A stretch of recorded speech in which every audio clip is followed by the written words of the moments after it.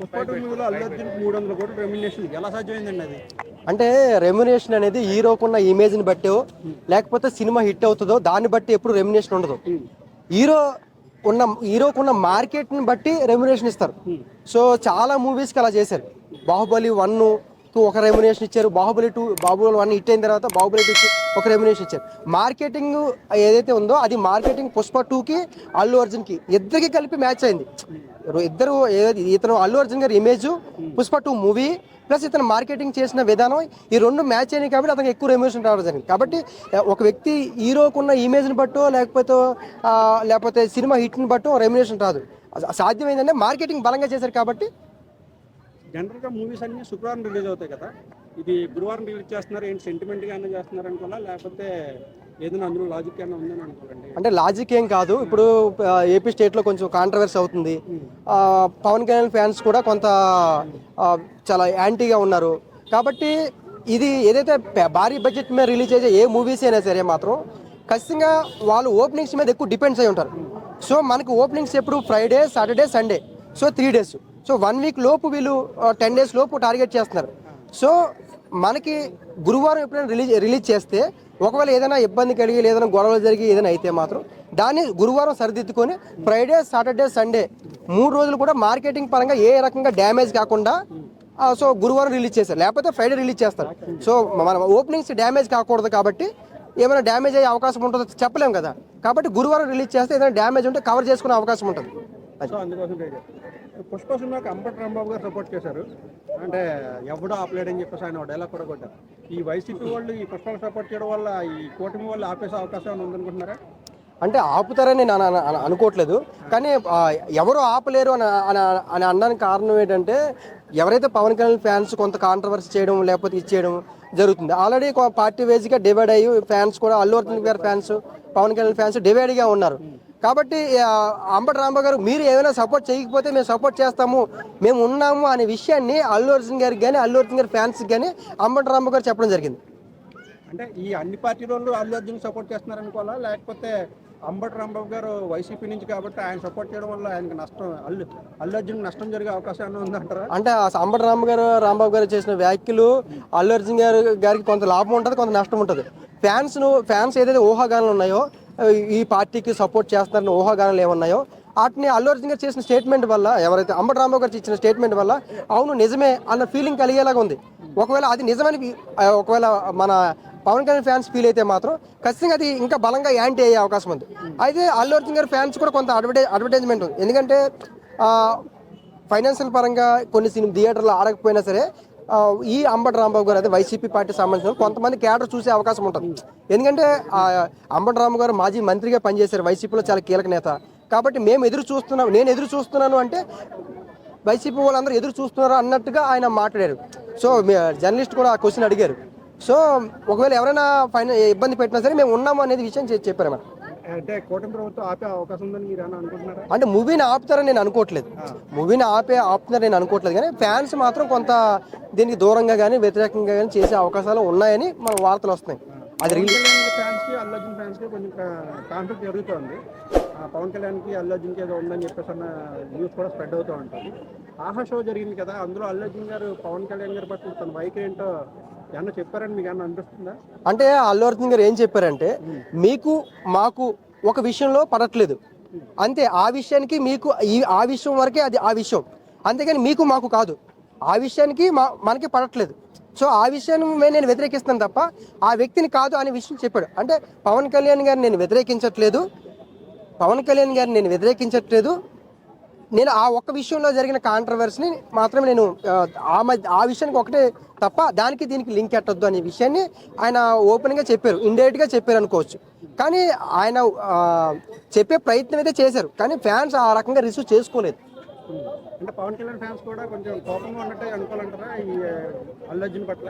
అంటే సపోర్ట్ మీకు లేకుండానే ఈ సినిమా ఇచ్చేసుకుంటారా అని చెప్పేసి ఖచ్చితంగా ఉంది, ఖచ్చితంగా ఫ్యాన్స్ లో అది మాత్రం ఖచ్చితంగా ఉంది. పవన్ కళ్యాణ్ ఫ్యాన్స్ లో ఇదైతే ఉంది, ఎవరికైనా ఉంటది. ఇప్పుడు అంబటి రాంబాబు గారు చేసిన వ్యాఖ్యల వల్ల అది నిజం అనిపిస్తుంది, ఇంకా ఎక్కువ అనిపిస్తుంది. దేవిశ్రీ ప్రసాద్ కూడా ఒక కాంట్రవర్సీ చేశాడు. అంటే నేను డబ్బులు ఇవ్వకపోయినా నా ఒక క్రెడిట్ రాకపోయినా సరే నేను నిలదీస్తాను, దాన్ని అడిగి తీసుకుంటానని చెప్పేసి. ఏంటి ఆ కాంట్రవర్సీ ఏంటి అసలు? ఆయనకి మైత్రి మూవర్స్ ఎగ్గొట్టారా డబ్బులు ఏమన్నా? ఏమనుకున్నా మీకు అన్న ఐడియా వచ్చింది అసలు? అంటే కాంట్రవర్సీ అది కాదు. అతను ఏదైతే మనకి ఆడియో ఏదైతే మన ప్రమోషన్ సంబంధించిన ఈవెంట్ ఉందో ఈవెంట్లో అతను ఆపన్నారు, బయట ఆపారు. సో దేవిశ్రీ ప్రసాద్ అని చిరంజీవి గారికి, పవన్ కళ్యాణ్ గారికి, అల్లు అర్జున్ గారికి, మెగా ఫ్యామిలీకి చాలా దగ్గరైన వ్యక్తి. అదేవిధంగా మెగా ఫ్యామిలీకి హిట్ అయిన ఎక్కువ సినిమాల్లో కూడా ఎవరైతే దేవిశ్రీ ప్రసాద్ అతను చాలా కీలక పాత్ర పోషించారు. అదేవిధంగా చాలా సినిమాలు ఫ్లాప్ అయినా సరే మ్యూజిక్ విషయంలో ఎప్పుడు కూడా ఫ్లాప్ చేయలేదు. సో దేవిశ్రీ ప్రసాద్ మ్యూజిక్ డైరెక్టర్లో చాలా భిన్నమైన వ్యక్తి, ఆడియన్స్ పల్స్ చాలా బలంగా తెలిసిన వ్యక్తి కాబట్టి ఏ మ్యూజిక్ కూడా ఫెయిల్ అవ్వలేదు.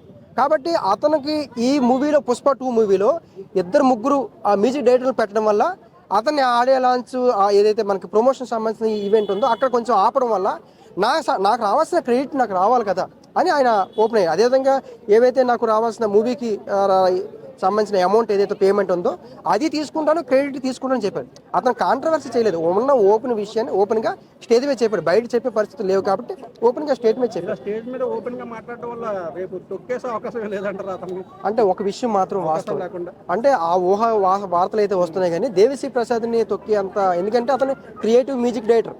So very creative. ఎందుకంటే చాలా మూవీస్ వర్షం నుంచి బన్నీ గారికి ఇచ్చిన, అల్లు అర్జున్ గారికి ఇచ్చిన ఆర్య 2, శంకర్ దాదా, MBBS, జల్సా పెద్ద హిట్స్ ఇచ్చారు. చాలా very creative music director.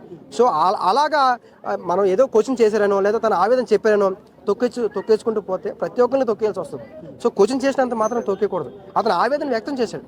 So అది నిజం ఉన్నప్పుడు దాన్ని కరెక్షన్ చేసుకోవాలి, అది తప్పలేదు. ఇంకోటి పుష్ప 2 మూవీ పవన్ కళ్యాణ్ ఫ్యాన్స్ చూసే అవకాశం ఉందంటారా? సినిమా హిట్ అవుతుందని చూస్తారా, లేకపోతే పవన్ కళ్యాణ్ ఫ్యాన్స్ కోపంతో హిట్ అయినా సరే చూడడం మానేస్తారా మీరు అనుకుంటున్నారు? అంటే ఇప్పుడు అది ఒక చిన్న క్లారిఫై ఉంది. అందరూ అడుగుతున్న క్వశ్చన్ ఏంటంటే పవన్ కళ్యాణ్ ఫ్యాన్స్ చూస్తారా చూడరా? ఇప్పుడు నాకు అందరికి చాలా మందికి చికెన్ అంటే చాలా ఇష్టం. చికెన్ అందరు నాన్ వెజ్ అందరు తింటారు, కానీ కార్తీక మాసంలో చికెన్ తినరు. సో పవన్ కళ్యాణ్ ఫ్యాన్స్ ఈ సినిమా హిట్ అయినా సరే ఇది కార్తీక మాసం అనుకొని కూడా ఆగిపోయి ఉండొచ్చు. చికెన్ ఇష్టమే కానీ చాలా మంది కార్తీక మాసంలో తినరు. చాలా మందికి, ఎక్కువ మందికి నాన్ వెజ్ ఇష్టం కానీ కార్తీక మాసంలో తినరు. కాబట్టి పవన్ కళ్యాణ్ ఫ్యాన్స్ కూడా ఈ సినిమా హిట్ అయినా సరే ఎవరైతే ఫ్యాన్స్ ఉన్నారో పవన్ కళ్యాణ్ ఉన్నారో అతను హట్ అయ్యారు కాబట్టి వాళ్ళు చూడడానికి కొంచెం దూరంగా, ఇష్టమైనా సరే చూడకుండా ఉండే అవకాశం ఉంది. ఇంకోటి ఈ పుష్ప 2 రికార్డులు ఏ స్థాయిలో కొడుతుందని అనుకుంటున్నారు? బాహుబలిని బీట్ చేసే అవకాశం ఎంత పర్సెంటేజ్ ఉంది? అంటే బాహుబలిని బీట్ చేయడం అంటే బాహుబలి 2 1850 కోట్ల వరకు రీచ్ అయింది బాహుబలి 2. కాబట్టి 1850 కోట్లు అంటే దానికి పైగా రీచ్ అవ్వాలి. దాని పైగా రీచ్ అవ్వాలంటే సుమారుగా 2000 కోట్ల వరకు టార్గెట్ చేయాలి. 2000 కోట్లు మార్కెటింగ్ చేస్తే కానీ బాహుబలి 2 1850 కోట్లు రీచ్ అయింది. సో 2000 కోట్లు దంగల్ మూవీ అమెరికాది 2000 కోట్లు. సో ఇండియాలో హైయెస్ట్ కలెక్షన్ చేసిన మూవీ. సో 2000 కోట్లు రీచ్ అయితేనే 1850 కోట్లు దాటితే బాహుబలి రీచ్ అయినట్టు. 2000 కోట్లు దాటితే ఇండియాలో నెంబర్ 1 కలెక్షన్ చేసిన మూవీ పుష్ప 2 అవుతుంది. కాబట్టి బాహుబలి 2ని బాహుబలి కలెక్షన్ చేస్తుందని నేను భావిస్తున్నాను. టఫే కానీ చేసే అవకాశం ఉంది. ఎందుకంటే మార్కెటింగ్ అనేది చాలా బలంగా చేశారు. మనకి బీహార్లో జరిగిన ప్రోగ్రాం కావచ్చు, చాలా ఈవెంట్లు బీహార్లో కూడా అందరూ అడుగుతున్నారు. బీహార్లో అంత పబ్లిక్ ఏంటంటే పుష్ప సంబంధించిన గెటప్ కావచ్చు, లేకపోతే స్టోరీ కావచ్చు, బీహార్కి ఆ కల్చర్కి కొంత అటాచ్మెంట్గా ఉంది. సో కాస్ట్యూమ్ డిజైనింగ్ కావచ్చు, పుష్ప యాటిట్యూడ్ కావచ్చు, ఇవన్నీ. అదేవిధంగా పుష్ప 1 కూడా బీహార్లో కరోనా టైంలో కూడా ఎక్కువ ఆడింది. సో దాన్ని బేస్ చేసుకుని అక్కడ ఈవెంట్ పెట్టడం జరిగింది. అక్కడ కూడా మన బీహార్లో కూడా ఎక్కువ కలెక్షన్ వచ్చే అవకాశం ఉంది. కాబట్టి ఇక్కడ ఒకవేళ మైనస్ అయినా సరే మాత్రం నేషనల్ వైజ్గా బయట స్థాయి ఆల్రెడీ పుష్ప 1తో బాగానే రీచ్ అయిపోయింది, దాంతో అంత పరిచయం అయిపోయింది నేషనల్ వైడ్. సో ఈ పుష్ప రీచ్ అయ్యే ఛాన్స్ ఎంత పర్సెంటేజ్ ఉందండి అని చెప్తాను? అంటే 60-70% పుష్ప మార్కెటింగ్ రీచ్ అవుతుంది, పబ్లిక్ కూడా రీచ్ అవుతుంది. కానీ పవన్ కళ్యాణ్ ఫ్యాన్స్ మాత్రం వాళ్ళకున్న ఫీలింగ్స్ మాత్రం, ఎందుకంటే గతంలో ఉన్న పవన్ కళ్యాణ్ ఫ్యాన్స్ వేరు. చాలా ఎలక్షన్స్ వచ్చిన తర్వాత చాలా మెచ్యూరిటీతో ఉన్నారు. ప్రతి విషయాన్ని ఎవరో చెప్తూ నమ్మేసి అంత స్టేజ్లో అయితే పవన్ కళ్యాణ్ ఫ్యాన్స్ ఇప్పుడున్న పొజిషన్లో అయితే లేరు, చాలా మెచ్యూరిటీతో ఉన్నారు. కాబట్టి పవన్ కళ్యాణ్ ఫ్యాన్స్ ఖచ్చితంగా ఈ మూవీని కొద్ది దూరంగా ఉండొచ్చు. పుష్ప 2 ఈ సినిమాలో పుష్ప 3 కూడా ఉండే ఛాన్స్ ఎంతవరకు ఉందని మీరు? నేను సెన్సార్ ఇచ్చారు, సెన్సార్లో 3 గంటల 20 నిమిషాలు. సో మనం 2 గంటల 30 నిమిషాల వరకే మనం ఎక్కువ ఈ లాక్డౌన్ తర్వాత చూసిన మూవీస్ 2.5 గంటలే చూస్తున్నారు. 3 గంటల 20 నిమిషాలు అంటే చాలా ఎక్కువ. సో స్టోరీని చేసేటప్పుడు పావు గంట ముందు, పావు గంట ఎండింగ్, స్టార్టింగ్ పావు గంట చాలా ఇంపార్టెంట్, ఎండింగ్ పావు గంట చాలా ఇంపార్టెంట్. ఈ 2 ఏ మాత్రం డ్యామేజ్ అయ్యి ఏ మాత్రం తేడా కొట్టినా మొత్తం సినిమా మొత్తం పోయే అవకాశం ఉంది. కాబట్టి స్టోరీని ఎండప్ చేసి ఆడియన్స్ని కన్విన్స్ చేయకుండా ఆడియన్స్కి ఇవ్వాల్సిన క్లారిటీ ఇచ్చేటప్పుడు స్టోరీ పెరగచ్చు తగ్గచ్చు. సో స్టోరీ పెరిగింది అంటే మ్యాక్సిమం స్టోరీని అందులో చూపిస్తారు. కాబట్టి నాకున్న అంచనా ప్రకారం పుష్ప 3 ఉండకపోవచ్చు. ఒకవేళ ఉన్నా ఇప్పుడు ఈ ఒక 1 year 2 yearsలో ఉండకపోవచ్చు. ఇంకా చాలా టైం పడే అవకాశం ఉంటుంది. కాబట్టి ఈ మధ్యలో ఉండకపోవచ్చు. ఏదైతే ఆడియన్స్కి ఉన్న అనుమానం ఉందో మొత్తం స్టోరీని మొత్తం అందులో పెట్టే అవకాశం ఉంది. 3 గంటల 20 నిమిషాలు అంటే అది చిన్న విషయం కాదు. అంటే ఈ సోర్స్కి ఇన్పుట్ అయ్యి ఎలా చూస్తున్నారు మీరు? ఈ రీసెర్చ్కి ఏమన్నా పుష్ప రీసెర్చ్ అని పెట్టుకొచ్చాను మేము టైటిల్లోనే. అంటే నేను పొలిటికల్ అనలిస్ట్ కాబట్టి చాలా విషయం నేను గ్యాదర్ చేశాను. ఏ అంశాలు ఎలాగ ఇన్ఫ్లుయెన్స్ చేస్తున్నాయి, మన ఊహలు వేరు, అంటే రియాలిటీ వేరు, ఇలా ఊహిస్తాము అది వేరు.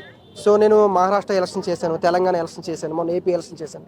ఏ అంశాలు ఇన్ఫ్లుయెన్స్ చేస్తాయి ఒక ఈ మూవీ హిట్ అవ్వడానికి, ఒక మూవీ ఫ్లాప్ అవ్వడానికి, ఒక వ్యక్తి చెప్పిన స్పీచ్ దాన్ని చూపించే ఇంపాక్ట్ ఎలా ఉంటుందని నేను పొలిటికల్ అనలిస్ట్ కాబట్టి నేను మీకు అది ఎక్స్ప్లెయిన్ చేయాలి.